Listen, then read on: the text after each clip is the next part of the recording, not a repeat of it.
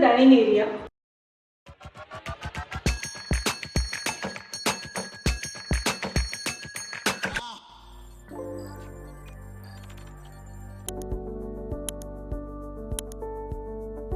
And this is the open kitchen come a dining area. So the flooring which we have used for the living passage and the dining area are the slight greyish tinge of tiles, which are actually marble print, and the size of the tile which we have used here is 64 by 32. So the installation of the flooring and the bed of the flooring, everything is there in my earlier videos. So for more detailing, you can just go through those videos. The only thing what you find here, I haven't used any spacer block. I had made the entire flooring very much continuous, so that it gives that marble effect and it gives that proper feel of having a flawless flooring. So this is the dining area. The dining table is very special for me because this is the old table which I have reused here. The table form has completely been changed. The polishing shade for the chairs is in similarity with the shade which I have used for the safety door, main door, and for the vanity grill. The upholstery I have definitely changed. The upholstery is in alignment with the upholstery of the living room because the living and dining are associated. The upholstery is a merge and a blend of browns and greys and a little bit of blue. So the top of the table was actually, earlier it was a plain, it is the same old glass, but the only thing what is changed here is the form of the glass. I have got this glass back painted and in an onyx form because since we have used a pattern of marble in the flooring, I didn't wanted the same marble to reappear in the top. So to break that monotony, I have used an onyx print here for the dining table, so that the theme of the house, which is contemporary and modern, gets justified. So this is a 4-seater dining table. The 4-seater actually takes care, the family configuration is 2+2, so it definitely takes care of that. But apart from that, we have a breakfast counter here. So there are 2 bar stools which will be lined up here. So the configuration comes to 4+2. So the size of the dining area and the size of the dining table actually is a very comfortable one, because I have a space, a very good circulation space, as you see the way I move. So even if in case of parties, or even if there are lots of guests in the house, it is not going to look very much crowded. So this is a perfect size of table because we have an addition of a counter here, which is a breakfast counter. So the requirement gets adjusted. So now here, this is basically a breakfast counter, but yes, this can also be a bar counter because I have a bar unit just adjacent to the counter where I'm standing right now. So the top of the counter which I have used is again G7, because G7 is the stone which we have used for kitchen counters. So since it's an open kitchen, I didn't wanted to introduce a new material, and also this material is very flawless. So I wanted to have the same feel throughout the house. So the material used for kitchen and for the dining and for the breakfast counter or the bar counter is the same.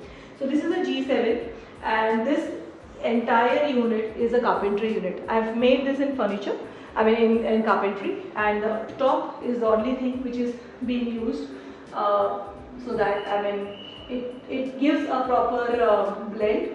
It doesn't look like furniture, neither it looks like a platform. So it's a win-win for both the ends, like carpentry meeting a proper civil finishing. So because this is a stone, I was very much lucky to get this edge finishing done here. The molding was very much possible. It took time, yes, it is time consuming, but the end result, the end output is very comforting and very comfortable. So even if somebody is having a dash here, it is not at all going to be injurious. It is going to be extremely soft. So if you see the carpentry, it is again the same rustic laminate which I've used. But because of the passage design, because I had a neoclassical theme in my passage, I wanted to reflect that somewhere in the bar counter or in the breakfast unit as well, because the passage and the placement of the breakfast counter is very much nearby. So to have that blend, you see here again this paneling is done with HDHMR plywood, and the finishing is achieved with the deco paint. So it's a deco paint which we have used even at the entrance and even here in this part of the section. So this is the bar counter, or this is the breakfast counter.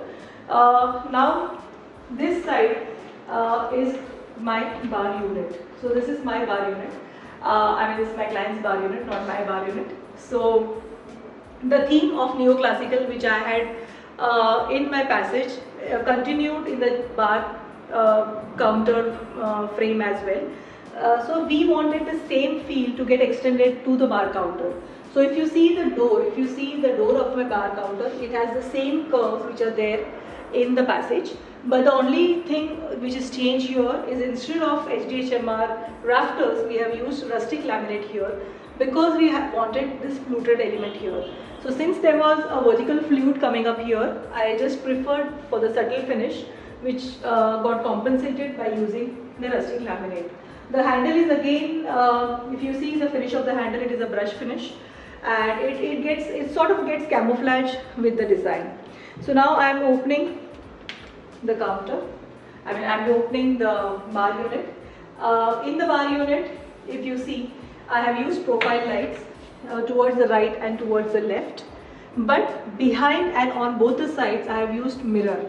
So placing mirror for the bar counter is quite challenging, because we cannot place entire mirror. We have to do it in bits and pieces, because the shelves, the placement of the shelves and the placement of the mirror, it gets very much critical and complicated. So we had to do it in parts. But if you see, I have done a very soft, subtle beveling in the sides, because it gives that it gives that element of design. It gives that color of grey, which is actually the color of my laminate. So somewhere the clear glass, somewhere the green finishing, and somewhere the beveling grey is getting justified, and on a whole it is coming out to be a very magnanimous bar unit. So on the top, if you see, I have given slots wherein my client are quite, the entire family, they're quite tall.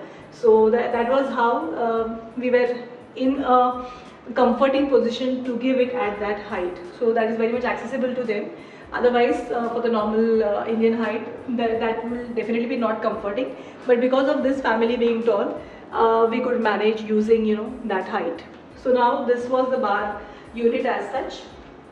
Again, the bar unit, like, it is again auto close, so it becomes very much handier and easier to operate the door. Now the neoclassical theme again gets carried away here, because this is a portion, this is my side panel, which is my side of the breakfast counter or the bar unit as well. So I have used the same rustic laminate here, and the grooves which I have maintained here are again vertical, but there is a rounding here, because I had used the neoclassical theme in the passage in this area, and even if you see my door is also curvy, I wanted the same curve to get extended and again be flat, so that my justification of having a neoclassical and a contemporary order or a modern look somewhere gets achieved. So again, the curve and the grooves and the placement of this pendant lights makes the look of the bar unit or the breakfast counter or just the dining area a very appealing one. So this was the journey of the bar unit and the bar counter area. I had already explained you regarding the dining table. It was the old dining table which we had reused here. So for the windows, I have used the framing of composite marble. The windows which we have used here are domal sections by Jindal, and it is a 16 gauge material. It is quite heavier, so it has a good acoustics also maintained, because this side of the flat, it actually has a road going, there is a road just, there is a main road. So what happens is it gets very noisy at times. So to nullify that effect, we had used a proper acoustics, so that it is a very it is a very cozy and it is a very calm place where you can enjoy your dinner, when you can spend the time of family without getting disturbed by the external noises. So the curtain here, I haven't opted for the regular fabric. My client was very much comfortable to have this blind, so I've used 3D blinds here. The shade of the 3D blind is also in the shade of light beige to white, so that everything comes into a harmonious blend. Because if I would have used grey, it would have been too much of grey. So to cut that greyness, we opted for beige and white. But this beige is so subtle that because of the warm lights which are there on the ceiling, it gets completely blended, and the feel of the breakfast counter gets enhanced. So this is a side wall which I have purposely kept plain, because designing everywhere becomes too heavy to digest. So I wanted this plain wall so that the front wall gets very much active and they make justice for the decor of the entire dining room. So now here, focusing on this wall. This wall actually is not a big wall, because that wall, as I've already, as you can see, there is a small cut because of the grill placement. Also there is a furniture unit which is here, which is actually accessible from the vanity area. So because of this, I had a limited wall. So now to elevate this wall, to make the presence look bigger, I have tried maintaining rafters. I have tried maintaining vertical rafters, because these rafters are again on the door and on the passage as well. So the rafters, just having only the rafters would have actually complicated the design, or would have made the feel of the wall, a smaller one. So to get rid of that, I had introduced a grey tinted mirror here. So this is a grey tinted mirror. The width of the mirror is around 5 inches. So this is used at two places. One is here and one is exactly near the end of the wall.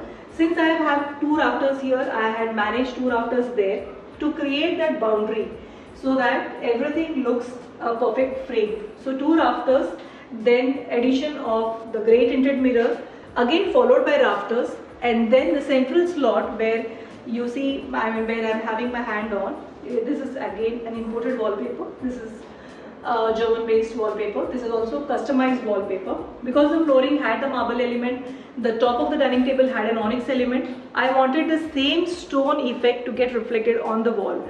So that is how you see the wall, the wallpaper used here is also having a stony effect. A stony effect which is getting balanced with the marble flooring and with the onyx top of the dining table. The shades again in the wallpaper are again similar to the shades of the house. It is the white, the beige, and a very subtle of beige which we see in the curtain. So that is getting justified here. So this wall, it is just the wall clock what we have here. The rest, everything is just plain. And the pendant light actually enhances the mood. The pendant light also is 3-in-1. There are 3 effects in this, which is white, warm white, and a natural. So on the whole, even the panel lights which I have used are also 3-in-1. So it has the 3 effects, that is again warm white, your natural white, and white. So because we had these 3-in-1 panel lights, we didn't opt for spotlights, because ultimately the effect is same. So rather than just having too many lights, I feel overwhelming, and most of the time it is not even used. So I somewhere feel that the design should be in accordance with the usage as well. I don't like to just have elements just for the sake of designing. So that is how I had that is how you see it is only the panel light. It is only the sides which I have used for the diffuse lighting. I have LED lights towards the side of my dining area. The rest of the ceiling is entire flat. This flatness gives a very huge it gives a huge effect. The place looks bigger than usual, because too much of design would have made the look of the space a bit compact. So that is how the ceiling is completely flat. Also, I had mentioned you the family which is going to stay here are all very tall. So I didn't wanted to reduce the height by having a lot of designing or getting the false ceiling a bit lower. So that is how the false ceiling is plain. It is just having a side slot where I have my diffuse lighting. So in case of like at nights when you have parties, or when you don't want too much of light, or when you just want that small cozy effect, it is just one single LED that suffices the need for the hour. So The fans which I've used are again fans which are very much in trend these days, and the fans are operated by remote. So since we didn't want too much of automation, we opted just for the fans which are remote. The rest, everything is majorly manual. My client were not very much in favor of having automated curtain or automated effects for the other places as well. So that is how that has been skipped in this project. So that's it from the dining area. Now very soon I'll be taking you to the kitchen and the living room as well. So thank you. Thank you so very much for being with me in this journey. If you resonate with my content, do like, comment, share and subscribe my channel. Thanks. Bye bye.